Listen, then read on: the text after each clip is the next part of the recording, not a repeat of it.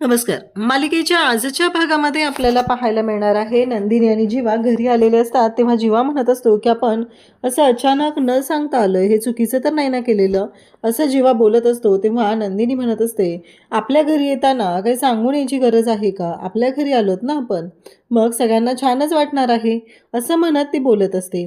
तेव्हा मात्र इकडे आपल्याला पाहायला मिळतं ते म्हणजे नंदिनी, जीवा दोघंही आलेले आहेत. या गोष्टीचा आनंद मात्र खूप झालेला असतो, कारण पार्थ आणि काव्या वरून येत असतात आणि ते दोघं पाहतात तेव्हा त्या दोघांनाही खूप आनंद होतो. ते दोघं म्हणू लागतात की जीवा, नंदिनी, असं पार्थ म्हणतो तर इकडे काव्या म्हणते नंदिनी ताई जीवा, असं म्हणत दोघंही धावत येतात. काव्या नंदिनीला मिठी मारते तर जीवा पार्थला मिठी मारतो. त्याचवेळी इकडे जीवा म्हणतो, पण तू वरून कुठून आलास रे? तेव्हा पार्थ सांगू लागतो की कसं आहे माहिती आहे का, काव्या खालच्या रूममध्ये यायला तयारच नव्हत्या ना, म्हणून मीच गेलो तिकडे, सणाचा दिवस आहे म्हटलं, असं नको करायला, असं तो सांगू लागतो. तेव्हा काव्या मात्र पाहून हसत असते.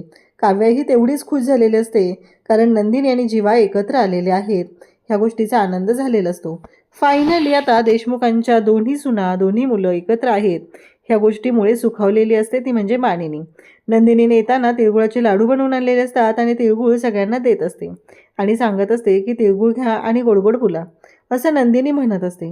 त्यासोबतच मानिनी तिथं आलेली आहे. मानिनी पाहते तेव्हा तिला पाहून ती काय बोलणार आहे हे जीवा आणि पार्थला लगेच माहिती असतं, तर ती म्हणत असते, दोघंही म्हणू लागतात की किती गोड दिसत आहेत माझ्या सुना, असं ते दोघंही तिच्या स्टाईलमध्ये ॲक्टिंग करून म्हणतात. तेव्हा ती म्हणते, काय रे तुम्ही, तेव्हा तुम्ही पण छान दिसताय, असं ती सांगत असते.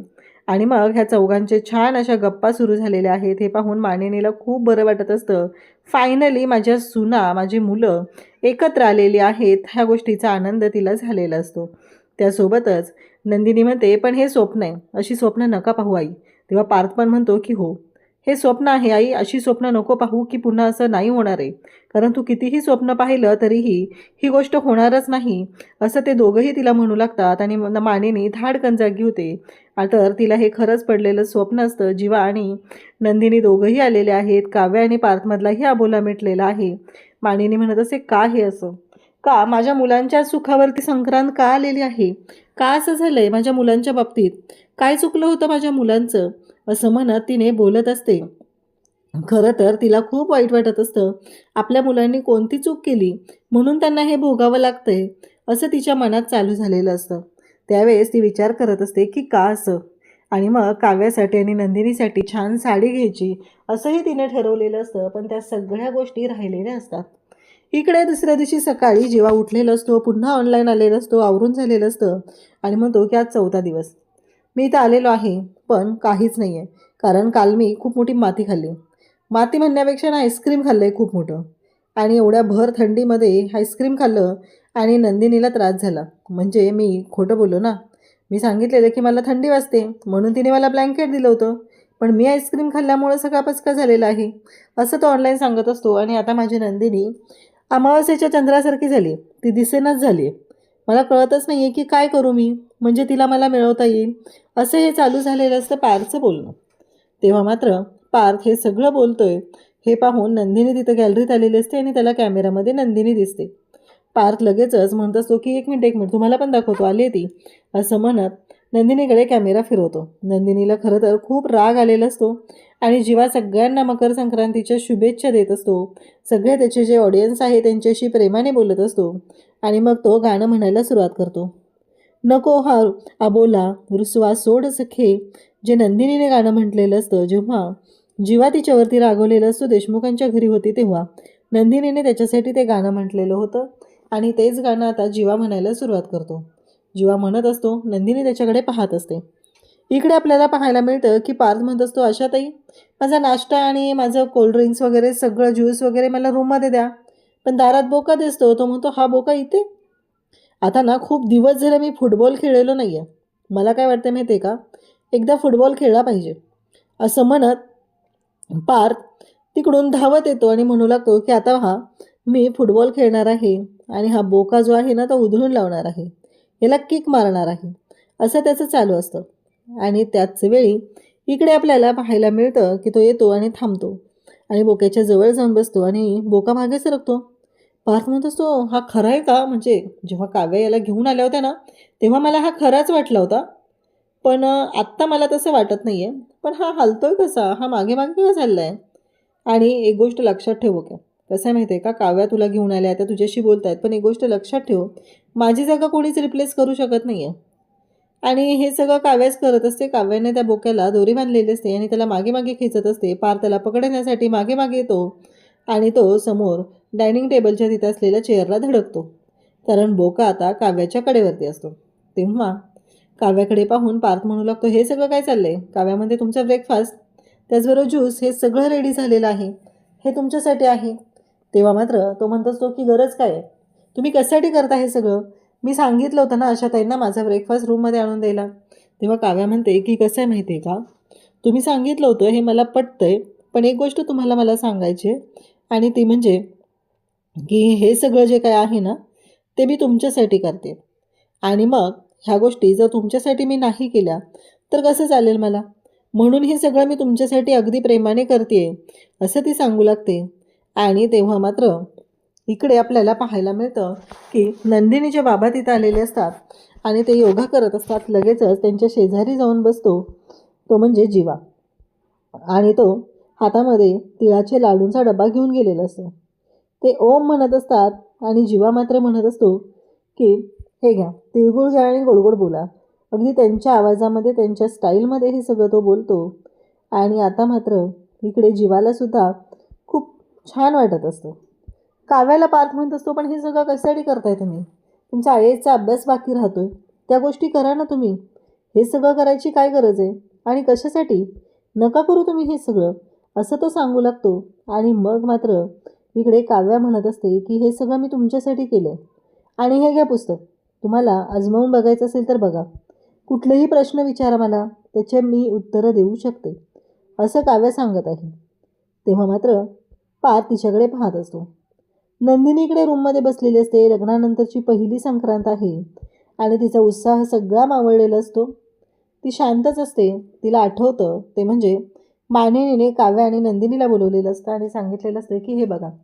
तेव्हा काव्या म्हणत असते, हे काय हलव्याची दागिने? तेव्हा मानिनी म्हणत असते की हो, ही ना माझी मैत्रिणीच आहे, ती खूप सुंदर हलव्याची दागिने बनवते. तुम्हाला कोणते पसंत पडतात ते बघा. कसे ते आपल्याला ऑर्डर करायला लागतील. काव्या म्हणते, अहो आई, उद्या आपली 16 डिसेंबरची पार्टी, आणि त्याचबरोबर त्यानंतर न्यू इयर येणार आहे, मग आपल्या संक्रांत येणार आहे नवीन वर्षानंतर. मग एवढी घाई कशासाठी करायची? तेव्हा मानिनी म्हणते, अगं हे दागिने ना खूप सुंदर असतात ना, त्यामुळे ते जास्त दिवस राहत नाही आहेत. त्यामुळे आपल्याला लवकरात लवकर ऑर्डर द्यावी लागते, आणि जर आपण लवकरात लवकर ऑर्डर नाही दिली तर आपल्याला नाहीत मिळणार ते दागिने. म्हणून मी ठरवलं की लवकरच ऑर्डर द्यायची आणि तुमच्या दोघींसाठी सुंदर अशा काळ्या साड्या घ्यायच्या, आणि हे दागिने हे तुम्हाला घालावे लागतील. तेव्हा त्या दोघी म्हणतात की हो, तुम्ही फोटो पाठवा, जीवा आणि पार्थ यांना दाखवून घेता येतील. म्हणजे मी जीवाला दाखवेल आणि काव्या पार्थला दाखवेल, मग बघूया त्यांचं म्हणणं काय आहे, असं या दोघींचं ठरलेलं असतं.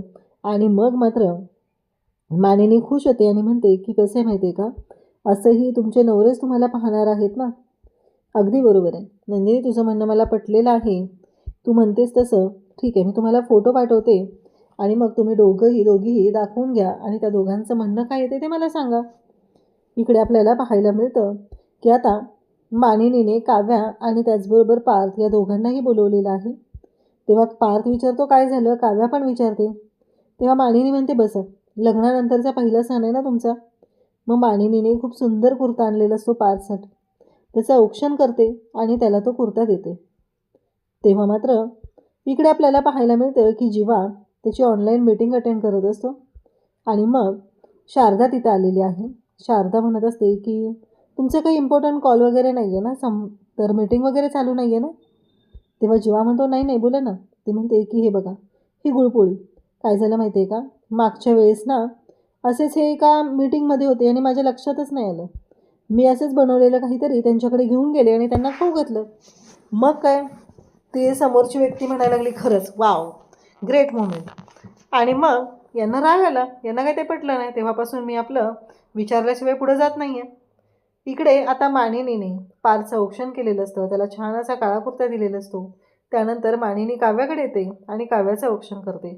काव्याला सुद्धा मानिनीने सुंदर अशी साडी आणलेली असते, त्याचबरोबर हलव्याची दागिने, आणि ते सगळं काव्याला देते आणि काव्याला सांगते की हे घे, तिची ओटी भरते आणि तिला सांगते की नेसून छान तयार हो. तेव्हा मात्र इकडे आता मानिनीने सांगितलेली आहे ही गोष्ट काव्याला पटलेली आहे. काव्यासुद्धा खुश झाली. ती म्हणते की हो, कारण बोका जो आहे तिचा तो तिच्यावरती इम्प्रेस झाला पाहिजे असं तिला वाटत असतं आणि त्यासाठी वाटेल ती करायची तिची तयारी असते. इकडे काव्या खुश होते, पण नंदिनीला मात्र इकडे खूप वाईट वाटत असतं. नंदिनी विचार करत असते की काय करू मी, माझ्यामुळं त्या घरातली संक्रांत ही कटू होत चालली आहे. मला काहीतरी करावं लागणार आहे. इकडे काव्याला मान दिला जातोय म्हणून खरं तर खूप राग आलेला असतो तो म्हणजे इकडे वसूला आणि रम्याला. त्या दोघींना ह्या गोष्टी पटतच नाही आहेत. तर उद्याच्या भागात आपल्याला पाहायला मिळणार आहे की आता मानिनीला एक छान असं सरप्राईज मिळालेलं आहे. ते म्हणजे तिचा लाडका युग आलेला आहे आणि घरातलं वातावरण हे हसतं-खेळतं झालेलं आहे. युग आल्यामुळं मानिनीला खरं तर खूप बरं वाटलेलं असतं, कारण खूप दिवसानंतर युग आलेलं आहे. त्यानंतर इकडे आता हे सगळेजण पतंग उडवण्यासाठी टेरेसवर जातात. उद्याच्या भागात आपल्याला पाहायला मिळतं की युगने फिरकी पकडलेली असते. इकडे रम्या पतंग उडवत असते आणि मग युग मात्र पार्थला म्हणत असतो की रम्याचा पतंग काप, रम्याचा पतंग काप, असं तो ओरडून ओरडून सांगत असतो. आणि तेवढ्यातच पाठीमागून काव्या येते आणि काव्या रम्याचा पतंग कापते. त्याचवेळी इकडे आपल्याला पाहायला मिळतं की जेव्हा ह्या सगळ्या गोष्टी घडत असतात तेव्हा मात्र काव्याने पतंग कापलेला आहे. पार्थ इकडे म्हणत असतो की कोणी कापली पतंग, कोणी कापली पतंग, आणि त्याचवेळी इकडे काव्या येते आणि म्हणते की मी कापले. काव्याचं हे बोलणं ऐकताच आता धक्का बसलेला असतो तो म्हणजे रम्याला, आणि पार्थ तर तिच्याकडे पाहतच राहतो. अगदी दबंग स्टाईलमध्ये तिने एंट्री घेतली आहे. छान असा गॉगल घातला आहे, काळी साडी नेसली आहे, हलव्याचे दागिने घातलेले आहेत. या सगळ्या गोष्टी तिने अगदी मनापासून केलेल्या असतात आणि वाट लागलेली असते ती म्हणजे रम्याची. अशाच अपडेटसाठी चॅनलशी कनेक्ट राहा. थँक्यू.